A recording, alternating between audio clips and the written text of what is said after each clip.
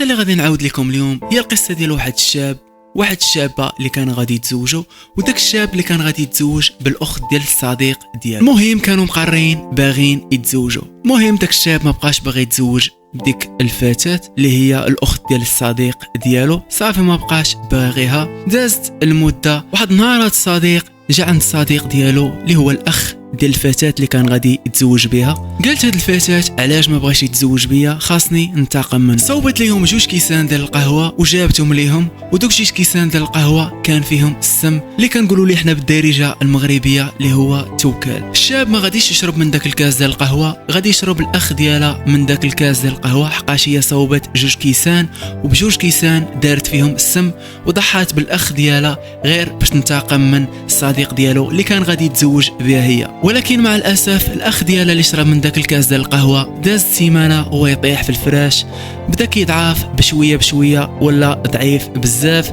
مع المده هو الحاله ديالو اما كتزيد كتدهور. دازت 10 سنين هو يتوفى الاخ ديالها، وكانت هي السبب في عذاب ووفاه اخوها. هذه القصه هي قصه حقيقيه. اذا كنت غير مشترك في قناه مهدي WPS اشترك الان، ولا تنسى الضغط على اعجاب.